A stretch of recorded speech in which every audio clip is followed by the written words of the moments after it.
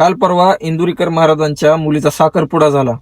त्या साखरपुड्यावरून एवढं त्या गोष्टीला खेचत चालीत लोक की भयंकर न्यूज चॅनलवाले असतील, वारकरी संप्रदायामधले असतील, या रेड स्टार असतील, तर भरपूर लोक त्या गोष्टीला ट्रोल करायला लागलेत की इंदुरीकर महाराज सांगतात की कर्ज काढून लग्न करू नका, साधं लग्न केलं तरी मुलं होतात.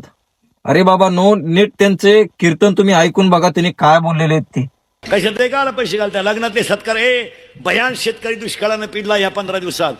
शेतकऱ्याच्या घरातलं सगळं गेलंय. शेतकऱ्यांनी यावर्षी लग्न सराईतले लग्नाचे फेटे बंद करा आणि 10वीच्या 2 मुलांची फी भरा. लग्न साधे केले तरी पोरं होतात, किडा येऊ देऊ नका पैशाचा.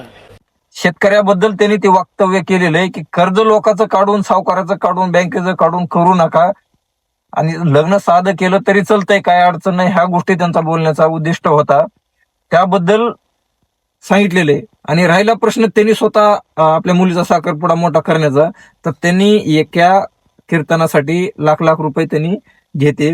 तरी म्हणजे महिना किती पडतो त्यांना? 20-25 लाखाच्या दरम्यान महिना पडत असेल कमीत कमी, जरी म्हणलं तरी. जास्त कमवत असतील पण एक आपण आकडा जर सहज धरला तर 20-25 लाख रुपये कुठे गेलेले नाहीत त्यांचे. तर 20-25 लाख रुपयामध्ये त्यांनी आपल्या मुलीचा साखरपुडा का करू नये? साधा सरळ प्रश्न आहे ना. त्यांना एवढं ट्रोल करायची काय गरज आहे? सांगितलंय ठीक आहे ना, ते शेतकऱ्यासाठी सांगितलंय, ज्याच्या पैसे आहे त्यांनी करा, काय संबंध नाही. पण जे शेतकऱ्यासाठी ते बोललेले आहेत, बाबा पैसा जर शेतकरी पैसे नसेल, शेतकऱ्याचे वाईट दिवस चालू असतील, तर त्या टायमाला तुम्ही कर्ज काढू नका ना. आपल्या मुलीचा जे लग्नाचा खर्च आहे ते आपण साध्या पद्धतीने केला तरी चालतंय, ही गोष्ट ते बोललेले होते. तर त्यांना एवढं खेचायला लागलेत की भयंकर खेचायला लागले. आता मला सांगा, त्यांच्या काही चांगल्या बी गोष्टी आहेत, तुम्ही का ते दाखवत नाहीत? एक शाळा चालते त्यांच्या नावावर, ते पूर्ण खर्च त्या शाळेचा त्यांनी उचलतेत. टोटल वह्या पुस्तकापासून ते पारा कपडेपर्यंत मुलाचा पूर्ण मुला मुलीचा खर्च त्यांनी भागवतेत समजा आपल्या पैशावर. ती का दाखवत नाहीत? आज त्यांचं पूर्ण आयुष्य गेलं लोकांना सांगण्यामध्ये, सुधारण्यामध्ये, तर त्याच्याबद्दल कोणी बोलत नाही. हा अहो, एवढं करप्शन चालू आहे दुनियामध्ये, खुलेआम नेते लुटायला लागले, तर त्याच्याबद्दल कोणी बोला ना.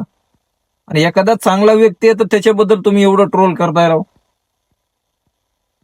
एवढे नेते मंडळी पार लुटालूट चालू आहे, समधी उघडकीच चालू आहे का कोणाच्या दम बोलायचा? दाखवा बरं बोलून म्हणाव. अरे एखादा चांगला सज्जन माणूस आहे, त्याला तुम्ही असं एवढं ट्रोल करताय, म्हणजे बरोबर आहे का त्या गोष्टीला? करू द्या ना, करत असलं तर काय फरक पडतोय? स्वतःच्या आप कमाईने करतोय का? इंदुरीकर महाराजांनी कुठून काय कर्ज काढून केलंय का कोणा सावकाराकडून पैसे घेऊन केले? स्वतःच्या कमाईवरच केलंय ना. ट्रोल करायच्या अगोदर 10 वेळेस विचार करा की कोण्या व्यक्तीबद्दल काय बोलायला लागलात.